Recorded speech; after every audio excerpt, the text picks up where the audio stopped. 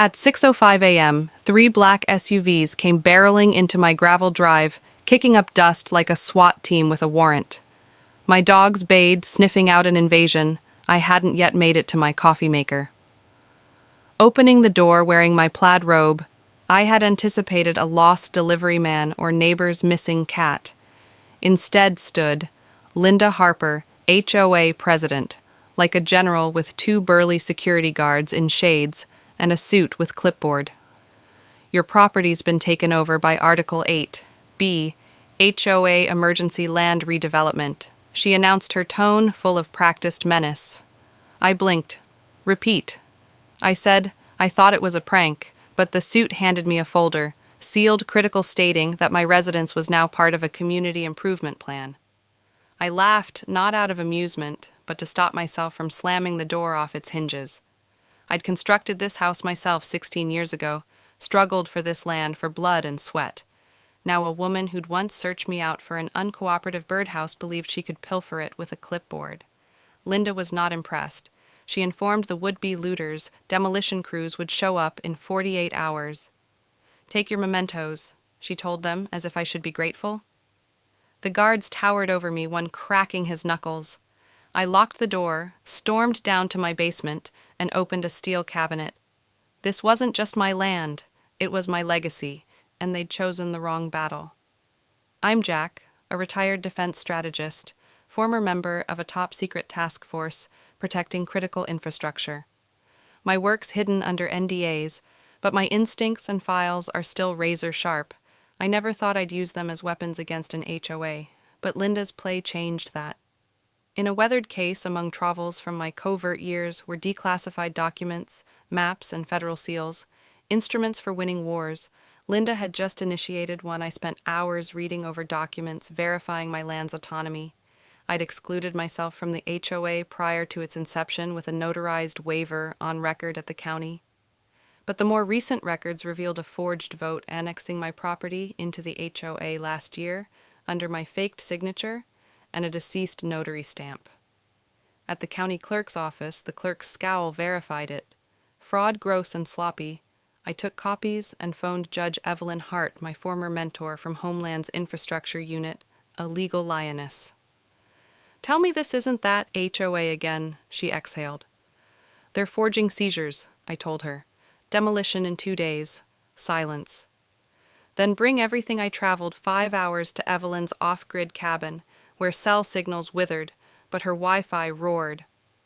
Over coffee, she deconstructed the HOA's 8B clause intended for disaster areas, not rural residences. The forged notary dead for years, we constructed a paper fortress, deed surveys, build photos.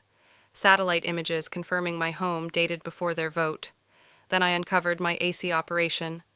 Iron Gate, a canceled federal program declaring my property a contingency command center for emergencies.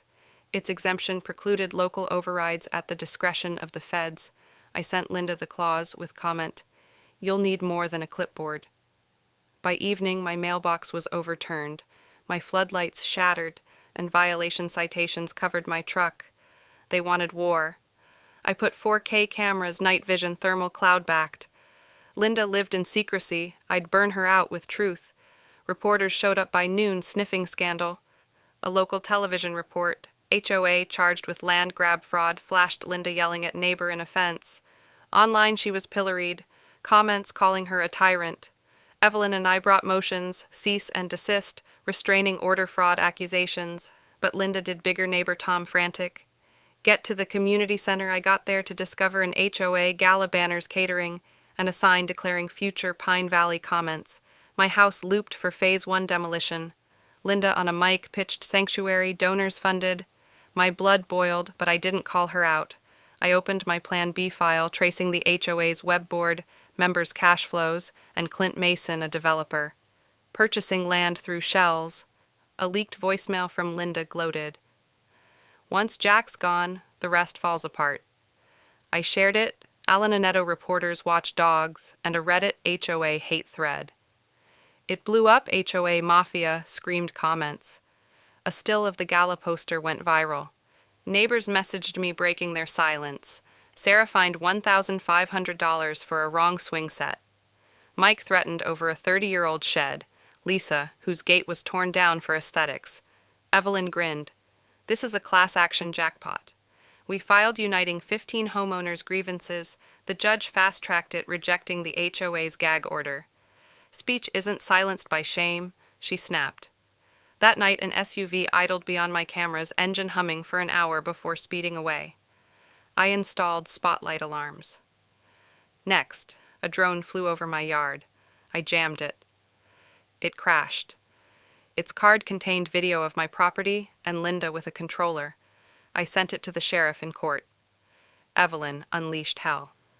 She revealed the dead notary fake votes and Linda's gala brag about elevating the vets' dump. The judge bristled. You called his home a dump? Linda's attorney Derek Vance asserted context.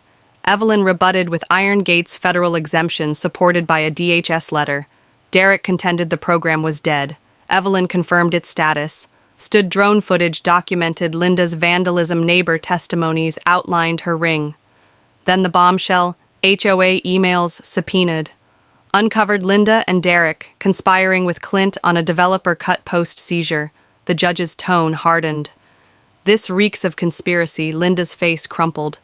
Derek appeared seasick. That evening Linda snapped. A truck bulldozer and 4 workers rolled up Linda yelling about HOA rights. I called the sheriff, recording as the dozer struck an imitation gas line marker. The driver fled, swearing the crew cursed. Linda raved, tape recorded. I sent to court and media. By dawn, bulldozer. Linda went viral, her breakdown trended. The judge reconvened, enraged, issuing a contempt decree and a restraining order on Linda. Derek resigned mid-hearing. His replacement remained silent. Evelyn read the class action. 35 homeowners large, describing fines, trespasses, and abuses. The judge put the freeze on the HOA, ordered audits, and sent it to the DA and feds. Linda was escorted out. Shell-shocked neighbors outside, cheered reporters, swarmed. I remained silent, driving home to see the sunset. The battle wasn't over, but the tide had turned.